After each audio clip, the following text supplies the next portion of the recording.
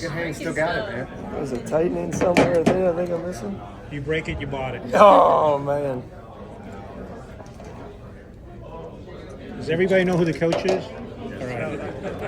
Hey, Jake, since you, for the last, almost 2 years now, have used Built in the Dark, I'm sure you noticed down in the lobby on the stage behind you, the ACC I think there's a cease and desist letter somewhere. We got great lawyers at Wake Forest.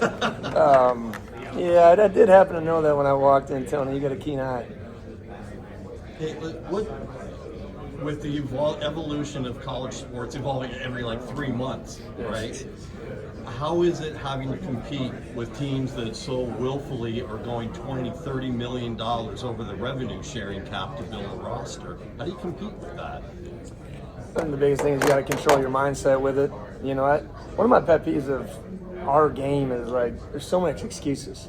So if we're not good next year, I just get to come up here now with a free excuse if we don't have this and that. And sometimes it's hard to see who are the good coaches or who just has the best payroll. We're a developmental program. There's a disadvantage to doing it that way in today's world. We don't just go pull and pluck players, but we got to believe and be more convicted in who we are more than ever. Still pushing, still wanting to get to the next bracket. You know, I've always talked with you about the 3 brackets of the ACC, and we're in the bottom 1.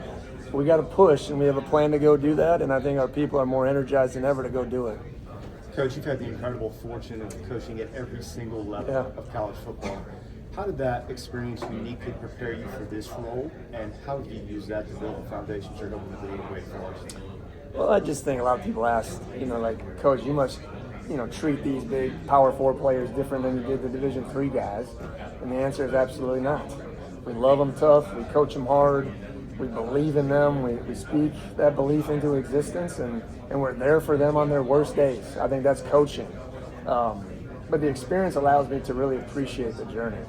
Right, I coached this will be my 18th season. I've moved 10 times. To have a home finally now in Winston-Salem and Wake Forest is really important to me and my family. So I think that shapes my attitude and my approach. And, I'm just not a complainer. I'm not an excuse guy, right? So you got to find ways to be successful. We've been in some of the toughest places in the country, and Fargo, North Dakota, and Laramie, Wyoming, and Love Pullman, Washington. But to be in this area of the country and recruiting bases, and you got to lean into the advantage of who we are, and I think Wake Forest always has to do those things. To go from 4-4 in the ACC last year to having a winning ACC record and contending this year, where does that level of improvement have to come from? Taking care of the football. I think first and foremost is one of the biggest things that we did not do last season. We still will be a team that has got to win as a team, and we got to find our edge, and we got to execute. But some of these games we didn't execute in the big moments, and I always take that on me. And the preparation points of going into those games, you have the highs of beating the SMUs and being able to compete with teams like Georgia Tech, and then some weeks of Florida State, and we got to be more consistent. The biggest thing you look at last year, we missed opportunity, guys. Yeah, we had 9 wins, but there was opportunity for more, and we got to be better coaches in those moments and have the team prepared and ready to go. I know it's early and you're still trying to figure out this team, but what makes you think positively that they'll be able to take steps forward and improve that record from last year? I think it's the things that I get to see. I think the connection of the team is at an all-time high.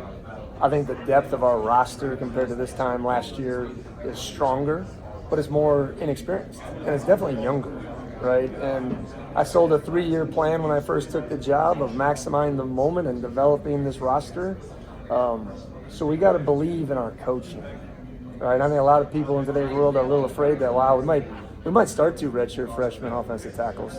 Just saying it out loud is scary, right? So let's lean into their strengths. Let's know that we're going to reap the rewards in a couple of years.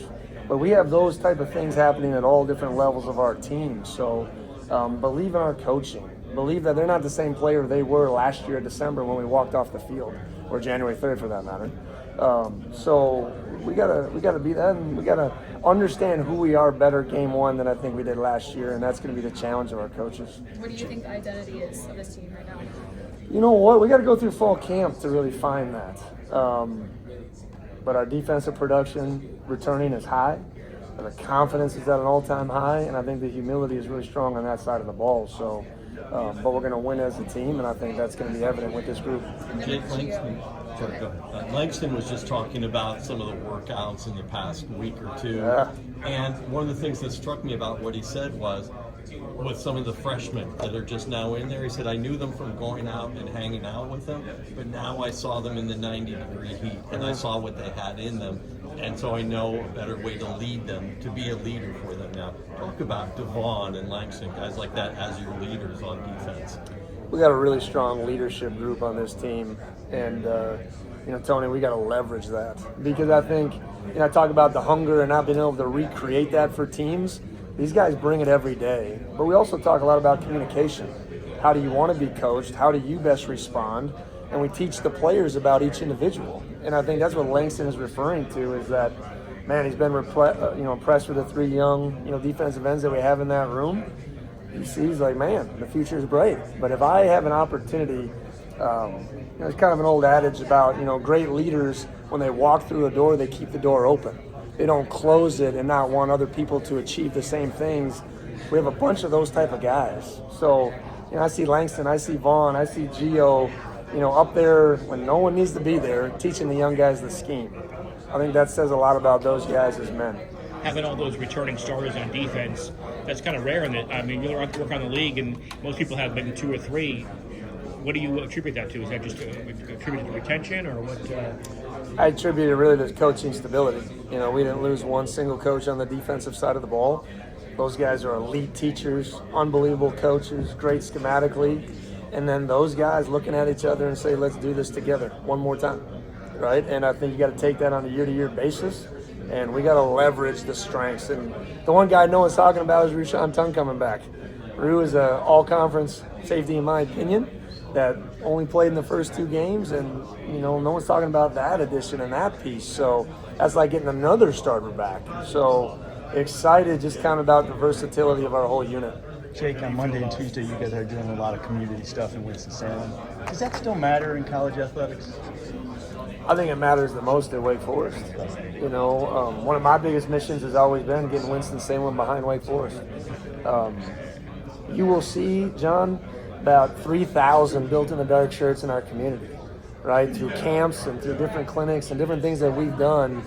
I want to go to Lowe's Foods and see Wake Forest logos. That's important to me. And being out in our community, heck, I get to go out and give away free beer on Monday. That's gonna be phenomenal. I'll be there. Right? So it's gonna be a great thing. And we kids, need Winston-Salem. and the kids, you guys are seeing a YMCA and I think humility comes from action and from serving others. And I think we got a tremendously humble group of young people and those type of actions. And I think your community sees like these people do care.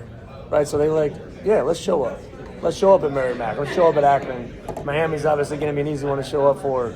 But we need 36,000, whatever our stadium holds, every week. And that's the new challenge for Wake Forest football. Jake, how do you feel about football? Love it. I love it. I think a lot of times, in my opinion, with college football, we need to slow down and get it right instead of Band-Aid things every year. This was one I truly believe that got it right. With the roster reductions, you need to be able to play freshmen immediately. And then it just takes away all the pressure of redshirting and money and can I get a medical to get an extra year. I think there's a lot of benefits to it, and we got to leverage and take advantage of it. Coach, what do you like about your specialist group coming into the season? Well, anytime you have elite confidence in your kicker, that's a great place to be as a head coach. And, Connor's a returning freshman All-American, and he's a guy that didn't sit on his success from last year, I'll tell you that. He's bigger, he's stronger. He's ready to go out there and make those ones that he missed last year. And talking about a freshman kicker, you can't replicate even in practice, the pressure that he's got to go out and execute. Ethan Himes is a new punter that we brought in from Australia once again to do our rollout schemes. So excited about, those guys and taking that group, which was very successful for us last year, to the next level. Gio was talking about how comfortable he is in this system. How have you seen him take command and be a leader on the offensive side, even though he's only been here for 2 months? Gio is really authentic to himself. And I think the best leaders in this world are. He's not trying to be someone else. He's not trying to chase the ghost of the past. he's just really learned from the failures of the past, and he owns it, and he's ready to take the next step, and I really respect that. He's got a smile on his face every day. You can hear him coming down the hallway because he loves football and he loves being in the building, and he's embraced Wake Forest to the fullest degree, and you can just tell he's comfortable. I think that's what you see with him each and every day, and I'm excited about kind of the synergy of him and Coach Ezell and our offense. But once again, like, the quarterback will always be the guy you talk about the most, but he just needs to do his job. And I think if we can get him to understand, like, you don't have to win a game by yourself. Go do what we ask you to do, be really successful, be tough and physical and demanding, and it's amazing what you can accomplish at that position. Got a simple question. Are you confident in being able to do their jobs at this point? I think that's the biggest thing that needs to be played out. You know, I think Clint Richards obviously is a well-established player that can play at the highest level of the offensive line play. George Stye, even though he was injured last year, I think flexing him to tackle, and you had all these different pieces. But to see Jack Hines' growth, Tolu, Ethan, Elliott, Johnny O, there's just, we got a lot of depth.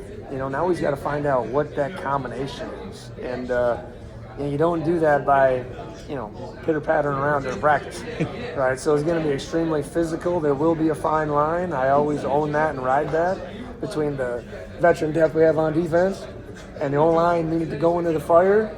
So that'll be the battle as coaches that we got to make sure we find. It's almost a better thing to have old, experienced defensive line when you're trying to solve so many puzzles up front. Yeah, because like I said it before, like these guys just every day they just jump into the deep end. All right, there is no easy day, there is no light practice, there is no just easy one-on-ones. So we get to see that challenge, right? The one thing I told the coaches, like, we have to know who we are better game one than we did last year. And that's not the result of Kennesaw. That is how we improved every week last year. But it took us too long to identify on offense who we truly were. Like, game one, like, we need to be that team. And then, it starts up front. What do those guys do? Right? Is it gap scheme? Is it zone scheme? Is it outside run scheme? What does Ty do good at tailback? Right? He's a different runner than Damon was. So we got to shape our offense once again to what our guys do best. Jake, a corner, a little bit different. It feels like obviously you have a guy in Deuce Blades that was phenomenal for you guys in spring. Had some injuries, had some guys coming back that have been younger. How's your feeling on that room so far? Yeah, I think that's the one, I wouldn't even say question mark on the defense, but it's the one, non-experience from last year that we have back. Deuce has been phenomenal. Rashad Williams has been great. BB Causey will finally come back from injury. Young Freddie Gillens, and there's a plethora of other guys that I can mention that we feel very strong in. Trey West had a bunch of great experience last season. He was out in the spring. So it's hard even to get a gauge with having two guys that are really going to be in the mix. Sasha Garcia's back. He'll flex to all kind of different positions. We believe we have it in the room. Just like last year at this time, I didn't know what we had, right? And we had to go out there and do it and earn it. And it's going to be a really intense competitive battle. And we need to make sure that we're finding out who can really handle the pressure of game day. On the other end of that spectrum, the linebacker room probably is one of the more well-built rooms that you've had ever. Maybe yeah. What went into getting a guy like Vinny Firenze or getting guys like Aiden Hall back? Yeah, you know Vinny because you've seen him. No one else knows Vinny Firenze, which is phenomenal. It's really good. But Aiden Hall, if there's one guy that I can speak on that what I would say is the catalyst for our leadership team, it's Aiden Hall. I can't say enough good things about him. He missed the spring as well with an injury. Recurrent thing. Yeah, Frank Asano missed spring with an injury. So, like, the way we were operating this spring, it was great for that young core, the Boom Jocks, the Vinny Firenze, the Deuce Dice, for those guys to get that type level of experience. So we're going to leverage it. We're going to play a lot of guys again. I feel like we're top-heavy at some positions, but we're a big believer in keeping those guys fresh. So to add depth pieces like that, Zamari Stevenson has played unbelievable in the spring. So we're going to leverage all the depth that we have on that side of the ball and continue to rotate those guys in. Coach, I met you at the Southeast Valley Clinton game last year. Yeah. I don't know if this got through to your secretary, but I don't have one. That's probably why. we want to make Wake Forest to be part of a national story if we ever find a deep-pocketed investor. Okay. Dave will vouch for me. All right. I appreciate it, Dave. Dave's one of those deep pocket guys, right? Toward the end of last season, you said you you as a staff knew or thought that this season was going to be a bigger challenge than last year because you didn't know all the guys? Or you still feel I'm just a big believer that year 2 is always harder than year 1.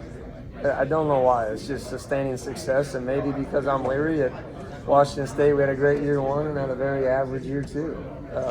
So I'm always guarded against that, and it's kind of my nature a little bit too. So, but it is refreshing and reassuring knowing that the returns that we have, we know these guys, we worked with these guys, and then the newcomers in our team, like, we got to roll up our sleeves and get to work. So, cautiously optimistic about, like I said, the depth. And you look snaps played for snaps played last year to this year, it's almost identical, right? So we're younger, but we aren't that much more inexperienced, right? Which is, I think, is a good combination. So you even touched on it in there. Tougher schedule this year, we think, as we sit here today. On paper, yes. Players want that, right? Yeah, I think you want that challenge. I think it's much needed in the game of Power 4 football to kind of regulate a little bit more of the schedule so we can get the right people in the playoffs. I'm a big fan of that. And, the challenge that it possesses. The one game they added was Louisville. That's a unique challenge, and they're primed for a really productive season, so we got to go there. We got to go on the road to Purdue, which is kind of the same situation we are in year 2 of a program. So excited about the challenges ahead, but at the end of the day, you need your best every week in this league. And as soon as you start worrying about outside of that, that's when you get beat. So it's in a 1 bye week season. I think that provides another challenge as far as health of the team and a roster. So we got to make sure that we're doing those things to keep our guys ready each week. Coach, you've heard the term teachable moments. What would you say is one teachable moment from last year that you think is going to help as you go through the season? Oh, well, the one I always lean back to is the Georgia Tech lesson. Something that was so far outside of our control. I think we did a good job we didn't want people's sympathy. We didn't. We wanted to learn from it, and we went on the road the next week and we beat a Virginia Tech team. But also, we had the highs of the SMU win, followed that up by a dud against Florida State. So you got to be able to handle success, right? Failure is an easy motivator, and we can't do that again. But success has to be the same thing, and you got to stay very humble in your approach. So, we got to build that sort of conviction and confidence within our team, and we got to be able to carry that over to this season. Coach, you were at a place like Washington State for a long time, and now across the country, ACC, different conference, different environment. What did you learn about yourself as a coach here in the ACC over these first 2 years, as opposed to, somewhere like Washington State? You have to ask the guys that work for me, but I believe I'm a completely different head coach than I was 4 years ago. I got thrown into that fire. It was great for me. It was a great learning experience. And the fire never stopped there, obviously, with the Pac-12 dissolving. And to have a home here at Wake Forest and people that really believe in me and a support system that's going to continue to push to get us what we need to be really successful is very important. But more importantly, in a region that you can recruit and rebuild a roster to. Sure. That was the hard part when we were out where we were. So excited about all those things kind of coming together as one. And I think we have a program that young people really gravitate to, and we're always fighting the logo power. We always will. But we're now in recruiting conversations that we definitely weren't in a year ago. And we need to continue to move the needle to be better at this point next year than we were now. Does revenue share and NIL change the geography of your recruiting base in the sense of if you have more money, you can maybe go more places or expand the footprint, or do you still need to stick close to what your core area is, regardless of the money? I like to always think no matter what, you got to stick to your core area, right? But also sometimes, let's say the lack of money and resources, as you put it, you got to be a better evaluator, right? You got to know what you're looking for more than the next guy. You got to find the traits that maybe aren't there yet that you can develop, right? Versus the ones that are just easy to see. Like anyone can recruit those guys, right? So I think we've done a really good job of that and staying true to our process of identification and, more importantly, our process of development, right? So in 2 years, everyone looks at, man, how did Wake Forest get this guy, right? So excited about that, and we're very detailed and diligent on how we go about doing that. One of your big wins last year was beating SMU. Just about that Clemson game. What do you remember from that game and for them and then the result? It was the most ugly game I've ever been a part of. But when you win those games, they're very pretty. I learned belief. Our team never wavered. Our offense or defense didn't point fingers. The offense stayed the course. They made the play when it mattered. You go out there and make the big field goal, right? And man, it just shows once again the fine margins of our league, but the fine margins in college football. Right? SMU was a tremendous thing. Did tremendous things, right? So it shows that we're right there, right? And you got to take a lot of confidence from that. Kevin Jennings will get a lot of buzz this year as well. Deservedly so. Yeah, what about him from a coaching perspective makes it difficult to prepare for it? You guys did best job at it. Yeah, we got him on a bum ankle, I'll say that. The unique combination of escapability, making all the throws, experience, quick trigger, like, seeing everything, I just think it's a tough guy to prepare for, right? So we'll have to keep the ball in front of us again. There's a lot of talent that obviously that program has around him, and he's a unique guy. So, we'll have to, the best part is we can't say, hey, let's do the same thing we did last year. They're too good of coaches, he's too good of a player, so we'll have to come up with another unique game plan to try to slow him down. How's the perception changed in state for you guys? Everything you guys have Quite a bit, and I think we recruit and operate maybe a little differently than they have in the past, which allowed us to get in on more recruiting conversations in our state. And we always wanted to put some respect on the WFU North Carolina, because when I first got here and started to go around, it wasn't there, right? So take a lot of pride in that. We spend a lot of time with the coaches in high school, and especially in the tri-ed, and continuing to evolve. I think is that what we're trying to do. Can you talk about Gio Lopez coming in and what you saw and what you've seen, I guess, in his brief time that really has you excited about his capabilities in your offense? Gio's an elite pocket passer, and typically you don't say that about a guy that's 5'10", give or take, right? So we got to keep him upright. I think that's the biggest thing from last year we learned when he really studied the tape. I mean, he was hit more than any player in college football. So we know his strengths, we know his toughness. We still want to utilize him running the football. That'll always be part of our style of offense and how we see it, especially in critical downs.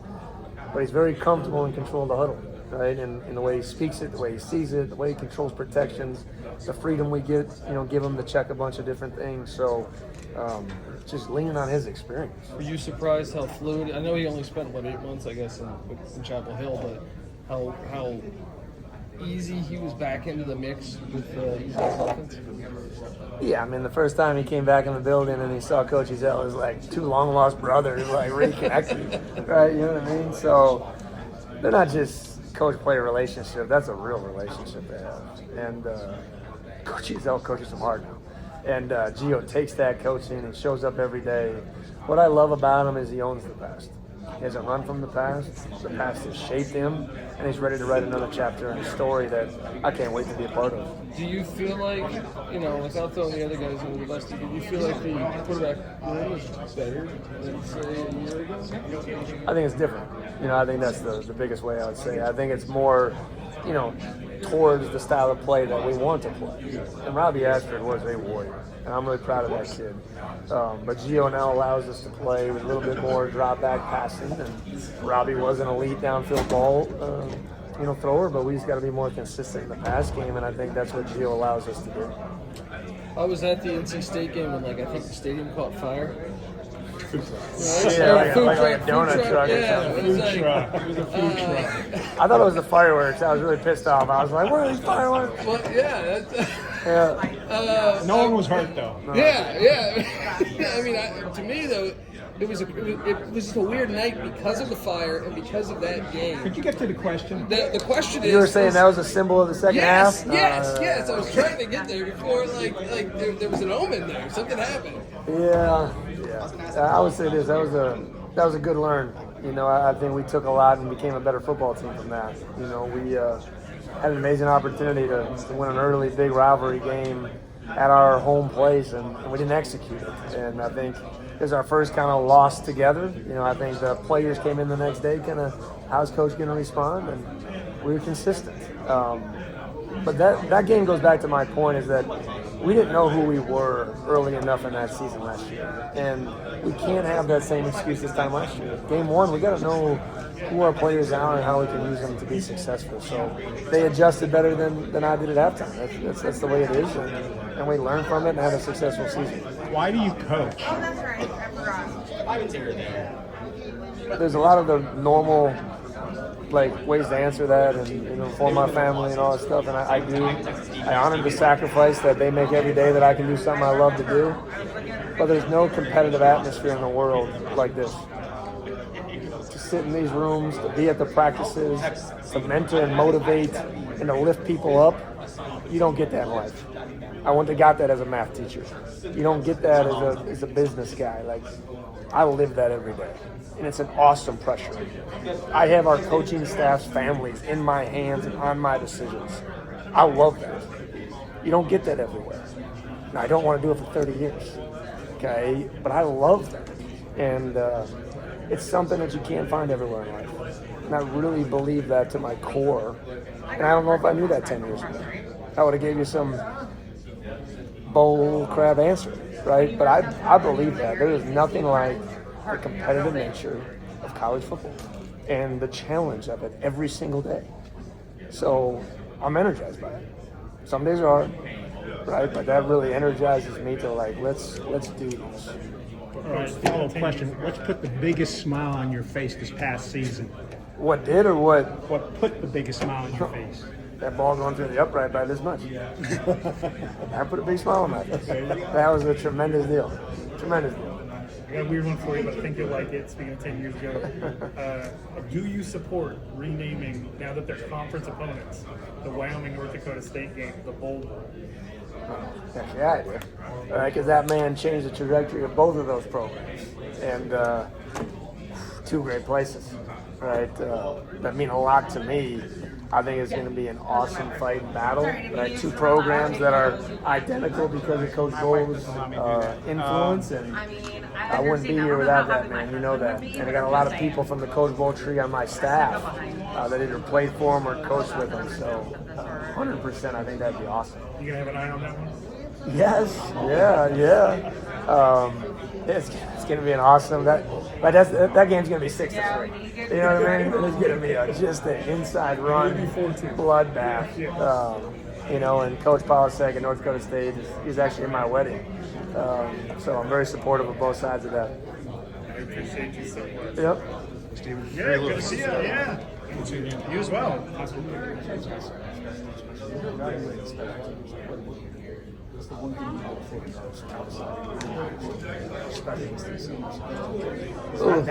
We're still big into length. We're big into length and levers. Like Connor's 6'2 plus, Ethan's 6'2 plus. The kicker's 5'10", there's only so much compressing of the ball that he can get to, right? And only so much whip that you can have. I think snapper's a little bit different beast. We've had snappers of all different sizes, right? So it's finding the right people, right? The mental traits too now. Man, it's tough to be in those positions. How important is he now? Huge. The other part about our specialists, I know all of them by name, right? And I think that breeds confidence in them to be like, oh, coach believes in me. I tell those guys each and every day. So Coach Whitworth's our special teams coordinator. He does an amazing job. I kind of trust his evaluations on what we're doing. You've always been pretty strong in special teams. Who knows the stuff that you made. Is this something that you've always had a knack for? Or is it just know guys have a knack for? Yeah, I mean, I'm a special teams coordinator kind of really in my career. And now that I do this job as a head coach, I lean into a lot of the schematic pieces. But Coach Whitworth is incredible. So we just kind of lean into that, and it's been really positive, and we look for edges. We're going to be aggressive. We're going to do different things that are really outside the box. So I think that's kind of been our nature. Did it come in from special teams? Like having that background, do you think that gives you a better view, I guess, both offense and defense? Kind of on the side of the I think you understand the importance of it. The cool part of that phase of the game, you get to work with every player. Right? So it keeps you connected to the guys, the players, and the importance of it is really, really big. Is speed on the edges still more important than length? Or do you think it's a bit of a balance? There's a balance. There's a balance. That's a 240 doesn't try on guys. I think the biggest thing is we never recruit to one thing. You got to have a blended skill set within your organization. Our GM calls it conglomerates. So we like dynamic players from all shapes and sizes. You never have too many of one thing. So it's kind of how we do our philosophy. Yeah, kind of to piggyback off of that a little bit. There's always, at least recently, Make me jealous. Where are you going? whether or not specializing in one sport as a kid or as maybe as because every coach has a little bit of a different opinion. I think being from the Midwest, it's a very multi-sport attitude and mindset region. Being in the South, it's very specialized, and you better get going on your sport and pick one. And I love kids that do everything. My graduate high school class was 27 people. We didn't go out for sports. We didn't have teams. So I think it's an important skill set. But we take that into account when we're recruiting. Like, how close to the ceiling is each player? How much is he specialized and trained in football in particular? And that kind of is all built into like the values that we place on the future. Yeah, thank you guys. Thanks, guys.